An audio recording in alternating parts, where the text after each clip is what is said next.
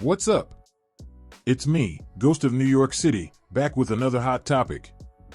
I must say things heated up on the Breakfast Club, as New York City Mayor Eric Adams faced off with Olayemi Olurin. One may ask, who is Olayemi Olurin? She is a movement lawyer, political commentator, writer, and abolitionist thinker. Olurin is Bahamian Nigerian and was born and raised in Nassau, the Bahamas, where she lived until she moved to America in 2008. She received her JD from St. John's University School of Law and her BA from Ohio University, where she studied political science, African American studies, and law, justice, and culture. As a public defender, Olurin represented people who cannot afford representation, who unfortunately and uncoincidentally make up the vast majority of the people churned through the criminal system. Olurin educates people about systemic racism, abolition, and why we should divest from the prison industrial complex. She's a prominent voice in the movement to decarcerate and close Rikers, an infamous pretrial detention center in NYC where people unfortunately die awaiting trial each year.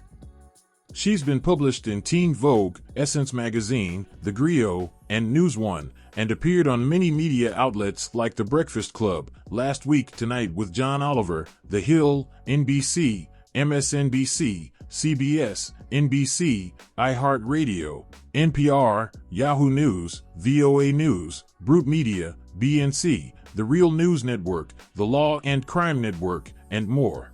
Without a doubt, this young lady is a shining example of intelligence and brilliance. Her sharp mind and bright personality make her a true asset in any situation. Need I say more about her exceptional qualities? Take a listen. Today we reported earlier about congestion pricing, right? Yes. What's your thoughts on that? I think it's gonna cripple New York City. You got a lot of people. The bridges the tolls already high. It's $17, I think, for George Washington, $11 for the Midtown tunnels. Parking is extremely high, and now getting into the city, it's gonna hurt a lot of people to even drive in the city, and people are scared of the subways. With everything been going on, people getting pushed into the train stations, crime, and people are scared of New York City. That's a lot. Let's unpack. Let's do the first one first. What's the congestion pricing happening? To a lot. I have. You've been holding on to a lot. So, but let's break it down for a moment. Let's break it down in pieces so we can really understand it. First, let's deal with the stuff about people are scared of the subways. When I became mayor, no one wanted to be on the subway. We got over 4 million daily riders. Mm-hmm. I was talking to one of my guys. I was talking to a sister the other day, and she said, you have about 200-300 crimes happening on the subway system. We have 6 felonies a day on our subway system out of 4 million riders. Mm-hmm. Look at those numbers. Mm-hmm. Our subway system is a safe system, and we put in additional 1,000 officers to do the high visibility to deal with the reality, because safety is not only felt, it's perceived. Mm-hmm. So if those 6 felonies we got to get rid of. We're clear on that. But people are back on our subway system. But when you deal with specifically congestion pricing, a lot of people don't realize these are the city streets, but we had no authority on it. Mm-hmm. Albany passed the law and turned it over to the MTA. This is the MTA's baby. They should have allowed the city to be able to control how congestion pricing was done. So that $15, we were able to fight to get $100 million to deal with the environmental impact in the Bronx. We were able to fight to get those who are shift workers to get a discount, those who make less than $50,000 to get a discount. But this was a bill that came out of Albany. So you don't agree with it, or do you agree with it? No, I agree we got to deal with something with the congestion in our city, but you don't pass on the cost of that on low-income New Yorkers, mm-hmm. or those who have to come to Manhattan. You may have to have go into your chemotherapy, and this is the doctor you have to go to. You should not be hit over the head because of that. People that live in the area. They're saying that people that actually live in the area, when they drive, if they got to drive uptown to the doctor or they got to drive, they get charged too. But I'm not feeling people that live in the area. Mm-hmm. Central Manhattan, south of 60th Street, has the best transportation system on the globe. You got crosstown trains, you have south and north trains, you have buses that go across town. There's no place else on the globe that you have the greatest access to public transportation than people south of 60th Street. So I'm not feeling them. If they're saying that, we don't want to pay, you know what, you need to get on the train. I take the train, so you can get on the train. I'm talking about low-income New Yorkers should not have to carry the burden of that. And we ask to have more and a greater input and the shaping of that, but we don't.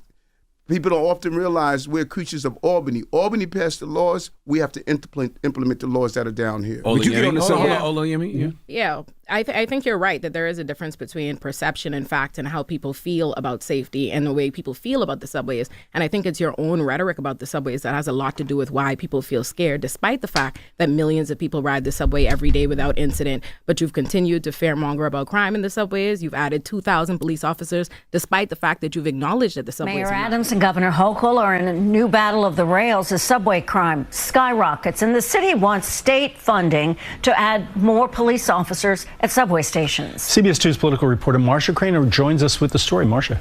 Well, Dick and Dana, the last time subway crime skyrocketed, Governor Hochul was front and center with a pocket full of cash so that more men and women in blue could have a high visibility presence underground. Mayor Adams says he wants that to happen again, but it was left to me to put the question to the governor. You're right. Poor New Yorkers should not be the ones who bear the brunt of this, but they will if they already have the subway being turned into a place that they have to fear, that there's a National Guard, that there's a hyper visibility of police, that they're trying to stop people with certain records from even using them, and now you have this congestion price. So how do you reconcile that? Well, let's go before. First of all, I would love to give me the quotes on my rhetoric because I'm lost on that. Can you give me the quotes? Oh, that you fearmonger about the subways? Yeah, give me you've consistently done that since the day one of your administration. One of the first things you did was add 1,000 officers to the subway because you claimed that the subways are unrideable. You and Hochul did this and said how dangerous it is, and you recently did that when you deployed the National Guard. Sister, but that wasn't my question, Queen. My question was, what was my fear mongering? What did I say? You continuously say, I could point to a number of videos and quotes and everything from you, but you've said repeatedly that the subways are dangerous, that New York is dangerous. You complain about crime. Tonight, Mayor Adams admits they have a point. They don't feel that way now. I don't feel that way when I take the train every day or when I'm moving throughout our transportation system. The mayor's stunning confession that even he does not feel safe using his own city's public transit comes just 3 days after Michelle Go was killed in Times Square, shoved into the path of a 40-ton subway train at 9:30 in the morning. And I'm attempting to share with New Yorkers, we have a problem of bad people doing bad things to good people, and they're back on our streets doing them again. What I'm saying to you is, if you are saying that New York is the safest city, it's one of the safest big cities in this country, which is true, and you're recognizing that the subway stations are in fact not half as dangerous as they're presented to be, I'm saying, how do you reconcile how your rhetoric has played into people's fear? Okay. And not even just rhetoric, I would say the actions, because she's right. If you tell us which is that different, safe, which is different. But it's the same thing, though. If you put 1,000 police officers in the subway, 2,000 police officers in the subway, that don't make us feel safe. We think something's wrong if you're doing that. Riding every day. Well, now, an extraordinary new approach by the governor there to bring down crime in the Big Apple. The Democratic governor announcing a major crackdown. Hundreds of National Guard will begin tonight patrolling subway platforms and checking riders' bags. The show of force comes after a recent spike in crime in the underground transit, including 3 killings since January. And even today, just hours after the announcement, a train conductor reported that she was hit in the head with a glass bottle. Let me peel back again, because you got to always peel back this stuff, because oftentimes how you're depicted in the media that I don't control is how people interpret you. I didn't put the National Guards in the subway. The governor did. I know, but I know what you said. But you said, Eric. You stood with Governor Kathy Hochul and you co-signed that decision. Uncommon for many people to welcome help. New York Mayor Adams tonight giving a big thank you for the help to Governor Hochul, who has sent hundreds of National Guard troops to help keep the subways safer. I'm not saying this as someone who's following social media. I'm saying that as an attorney in the city and an activist who follows everything that you do. Yeah, I'm glad you do.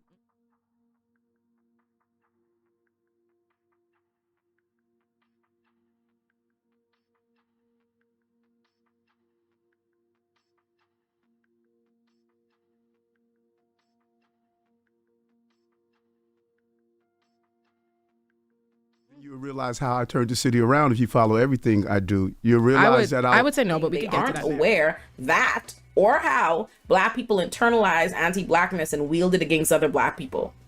America is invested in this collective gaslighting because how else could it persist if not? That is why, as the New York Times reported, quote, Mr. Adams, who cast himself as a blue-collar candidate, led in every borough except Manhattan in the tally of first-choice votes and was the strong favorite amongst working-class Black and Latino voters.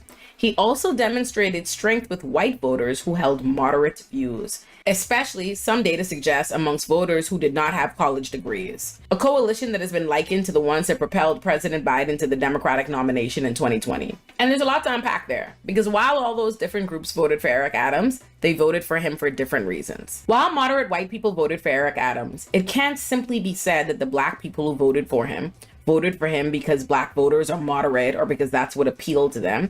And it certainly cannot be said that black people have the same commitment to the status quo or to policing that white moderates who voted for Adams did. It's important to remember that Adams tapped into entirely different narratives to appeal to those different voters, and understand that the propaganda, police-loving rhetoric he used to appeal to the white moderates was not what he did to engage with the black community. Remember the police brutality, condemning civil rights activist type ads he was running I showed you earlier? Well, combine that with palling up to black candidates and rappers he trot out, or the rousing endorsement he was getting. Yeah, it'll be a long day. Listen, and I enjoy every moment of it. That's right. You know, because this is what I do. Right. You know, when you come with a serious history, if you follow everything I do, you know how long I've been doing this, and you know what my record is. So let's peel back what you just stated. When fear is perceived and felt. That's what fear is. So no matter, as I shared, that we have 6 felony crimes a day with 4 million riders, if people feel unsafe, when we get in the subway system, I ride the subway system and I talk to commuters and I say, what are you feeling and how do I help you with that fear? They say, Eric, we see more visible uniform officers in our subway system. We're gonna feel safer. We got it. Oh, let me, can I peel You can it back? talk, you can peel it back. So we got it that the numbers are down. We got it that we're back on the subway system post-COVID. But when we see, this is what the public is saying, when we see the visible presence of a uniform officer, we feel safer. Now, you may say, Eric, I don't want to see a visible presence of a uniform officer, and that's cool, but that's not what the overwhelming number of New Yorkers are saying. And I'm saying to you, the New York City Comptroller, Brad Lander, recently put out a report finding that 50% of the city is disappointed and does not feel safe based on your rhetoric about the subways and your It shows a staggering change in how New Yorkers say they feel riding the subway. Now, only 49% report feeling safe in the transit system during the daytime compared to nearly 82% back in 2017. Joining us now to discuss. First of all, that's not what it says based on Eric's rhetoric. That's not. You keep using. No. Did they say based on Eric's rhetoric? Do you want to talk about based on your specific? No, sister, I'm going back to what you said because you're an attorney. You deal with facts. Did they say based on Eric's rhetoric? They have. The city is. They have multiple reports. The New York Times, the Gothamist, the City Comptroller, and the Federal Monitor, who's tasked with making sure that NYPD and Rikers are in compliance with the law, have both submitted reports saying that since you became mayor, there's been a return of stop and frisk. Many New Yorkers say Mayor Adams is struggling with low poll numbers, management issues, and a federal corruption investigation halfway through his term. There have been over 15,000 stops, 97% of whom have been on Black and Hispanic people. A fourth of those stops and searches have been unconstitutional, and they've yielded very few results. Let's peel it back. Eric Adams, 100 Blacks in Law Enforcement, testified in federal court that the federal court judge stated, based on Eric's testimony, we are going to rule against the police department. We were dealing with 1 million stops a year when I was with 100 Blacks in Law Enforcement. My advocacy is what turned it around from that 1 million stops a year. Look at the numbers right now. I am looking at the numbers. My advocacy and showing how to do policing correctly, because it's not that you want to eradicate proper police practices, you must make sure they do them right. And that is what I have been able to accomplish in this city, taking over 13,000 guns off the streets of the city of New York, who the victims are Black and brown people. When I go to community meetings and talk to community residents, they don't tell me, Eric, we don't want more police. They say, Eric, we want our police doing their jobs correctly. And that is what I'm doing. The federal monitor, who is tasked with ensuring that NYPD is following the law, conducted an analysis. Came under who? Conducted an analysis that happened 8 years ago, but they're still here monitoring what you're doing. And they said that you have brought back stop and frisk policies that are worse than they saw even during the NYPD recorded more stops of New Yorkers in 2023 than it has in nearly a decade, and 89% of those who were stopped were Black and Latin. There were 16,971 recorded stops by NYPD officers last year. That is the highest number of reported stops since 2015, and a dramatic increase from just 2 years earlier, when officers recorded 8,947 stops in 2021. Nearly 70% of those stopped were innocent. Bloomberg era, but more importantly, they analyzed the neighborhood safety. Show me that. I could show you the report is available, and I know it's been available to you because your spokesperson has commented on it. They did an analysis of over 10 precincts. You can't keep putting out 10 stuff different Mayor precincts. Adams is trying to His overtalk factual, there's a Olayemi federal Olurin. monitor reporting to Judge T. Swain on it and presenting said what? the information. They said that, yes, listen, let me finish so you can peel it back. They conducted an analysis of 10 different precincts, and of the stops of 10 different precincts, they found that 97% of them, by the way, of the neighborhood safety teams that were disbanded in 2020 because of their disproportionate abuse against Black and Hispanic people that you revived, they analyzed 10 of those different neighborhood safety teams and found that they're conducting 97% of their stops on Black and brown people, and a quarter of them are unconstitutional. That's what the federal monitor said, not me. Yeah, and at the same time, let's be clear on this, because what you're giving the perception of, this is a federal monitor that came in long before I was mayor. Can we agree on that? Yes, they monitor NYPD, not you specifically. You're the mayor. Right. Number two, I have been the mayor for 2 years and 3 months. We've had a tradition of over-policing for generations. And they said it's worse now that you're here. That I fought for. We had issues of over-policing for generations that I fought for. We acknowledge what my history is in this place. So 2 years and 3 months, we are turning around not only over policing, but we're turning around the crime. Because when I came to this city, we had a 40% increase in crime. And most of that crime, Black and brown communities. You became mayor after a global pandemic in which there was record unemployment, business loss, homelessness, and you're not drawing that connection to it. You're making no. But what I'm saying is crime is connected to what is happening in the city and the experiences of people. This is the most expensive city in the world. We had a global pandemic where businesses closed and people were out of work. So if you saw crime, it was connected to that. But you're saying also, once again, Mayor Adams overtalks Olayemi. Turned it around, NYPD's abuses. But just last year, we paid out $150 million in settling police misconduct from NYPD, and that was double the number. That's double the number in police misconduct. New York City has paid over $500 million in settlements for police misconduct over the last 6 years. This includes nearly $115 million in 2023 alone. A recent analysis from the Legal Aid Society revealed that while the number of lawsuits being settled each year has decreased, the median payout has more than doubled, rising from an average of $10,500 in 2018 to $25,000 in 2023. I notice how much passion and commitment you have. It's one of your constituents. Yeah, and I'm one of my constituents too now. Right, yeah. You know what I'm saying? And I grew up in the city. I noticed, and this is what I hear often of those who articulate when a person in a blue uniform commits an inappropriate act. Balance that with what we're doing to take the violence out of our communities. Because I know what I hear when I go to these community meetings. I know what I hear when I go speak to these mothers who lost their children to violence. I know what I hear. You're not even talking about that at all. You know, first of all, I was a public defender. New Yorkers don't feel safe. But that's what you said. That's what you said. And my original question was about how you relate to that. You said that New Yorkers don't feel safer. Yeah. So there was a poll that came out last week. Yeah. Right. Right. And in that poll that came out by the CBC, it stated that the priorities of Mayor Adams is moving the city in the right direction. My priority. Now remember, 2 years, 3 months, brother. 2 years, 3 months. I inherited a pandemic. I inherited 180,000 migrants and asylum seekers that can't work, that we have to house them every day. I inherited. You called for a lot of them too, though. No, we didn't, brother. You said it was a sanctuary city. You told them. Okay, let's see. That's why it's important. That's why it's important to have this conversation, because sanctuary city and the migrants and asylum seekers are two different issues. Sanctuary city, if you're undocumented, we can't turn you over to ICE or authority. Migrants and asylum seekers were paroled into here. They're here legally. They were paroled into. But what the federal government did and Governor Abbott did, they said, we're going to send them up to Chicago, New York, Boston. And the federal government is saying, Eric, you can't allow them to work. You got to give them housing. You can't stop the buses from coming in.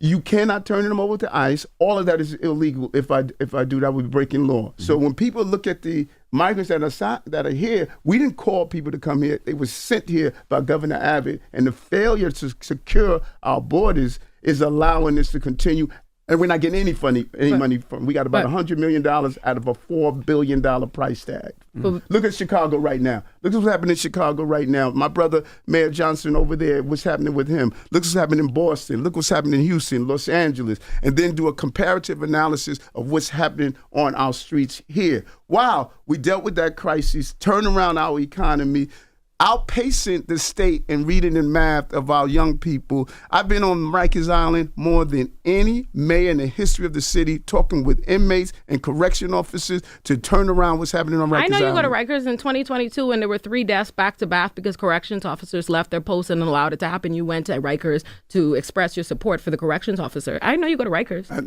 I do want you to do, Mayor Adams. But you keep giving out misinformation. It's not misinformation, Mayor Adams. I'm quoting the Mayor Eric Adams arrived at Rikers Island on Tuesday to meet with inmates who were recently baptized.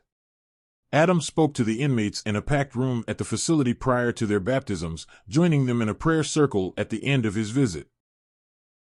As you can see, that room was packed. He spoke to those inmates before they were baptized and even joined in a prayer circle at the end of his visit. He tweeted that it sometimes takes faith to get people on the right track, and the mayor also tweeted that he's proud of them. I was on Rikers Island this week, with a group of 12 young brothers who recommitted themselves to Christ. I went to see them in the morning.